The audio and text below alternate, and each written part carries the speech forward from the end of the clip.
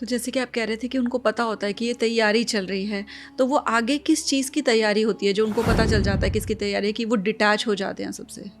उनको ये पता है ना कि भाई ये तो शरीर का त्याग, जैसे शरीर जिसको त्याग हम कह रहे हैं, उनके लिए कपड़ा छोड़ने जैसी बात है। उनको पता है कि भाई ये शरीर का एक टाइम हो चुका है। आखिर एक बूढ़ा भी होगा, कोई शरीर जब जन्मा था, फिर उसके बाद बड़ा हुआ, यंग हुआ, जवान हुआ, सारा जीवन भोगा अच्छे से, फिर एक समय आया कि अब जाने का भी टाइम है ना। तो कोई चीज़ ऊपर चढ़ी है तो एक दिन गिरेगी भी सही, उसको जाना ही है। तो उनका मेंटली वो मेच्योर्ड सोल होती हैं।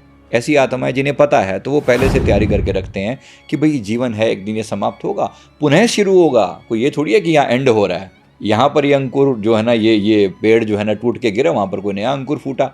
कोई ऐसा तो है नहीं कि भाई सब बात समाप्त हो गई हो। उनके लिए कॉन्टिन्यूस जर्नी है ये, है ना। लेकिन जिन लोगों को नहीं पता, उनके लिए लगता है कि बस फिनिश। अब देखो, ये सनातन धर्म की ही परंपरा है, जहाँ पर हम मानते हैं कि ये एक महाजीवन चला आ रहा है, जिसमें से जीवन, ये जो जीवन हमें 50 60 70 80 साल का मिला है, ये तो उसका एक छोटा सा पार्ट है। एक श्रृंखला चली आ रही, आए गए, फिर आए फिर गए, फिर आए फिर गए। तो हम तो इसको पूरी श्रृंखला को मानते हैं।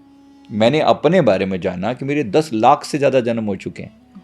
मैंने अपनी पूरी हिस्ट्री निकाली। मैं पास्ट लाइफ रिग्रेशन थेरेपिस्ट हूँ, तो मैं जी। सारे लोगों की वो सारी हिस्ट्री जानने की, सबके अंदर उत्कंठा रहती है, बताओ मेरी सोल कितनी बार आ चुकी है। तो मैंने देखा, और आत्माएं बहुत हैं ऐसी ऐसी जिनके 2 लाख जन्म हो चुके हैं, 3 लाख, 5 लाख, ऐसे ऐसे जन्म वाले लोग बहुत हैं। यानी इसका मतलब है कि सोल ने इतनी बार जन्म लिया, इतनी बार आई और गई। अब उसके लिए जीवन मृत्यु, अगर वो भी डरे, तो फिर उसके लिए तो एक बच्चे वाली बात होगी ना कि भाई इतनी बार मुझे पता है कि इसमें क्या बड़ी बात है, ये तो हमने कई बार करके देखा हुआ है। बस एक ही दिक्कत है कि हम बहुत ज़्यादा डीप अटैचमेंट और मोह, अज्ञानता, और उसके साथ फैलाया हुआ डर कि सब छूट जाएगा, सब छूट जाएगा। बेशक संसार की अचीवमेंट जो भी हैं वो तो छूट ही जाएंगी, लेकिन कुछ ऐसा जो मैंने अर्जित किया जो कभी नहीं छूटता, वो मेरे शुभ कर्म है, मेरे पुण्य कर्म है।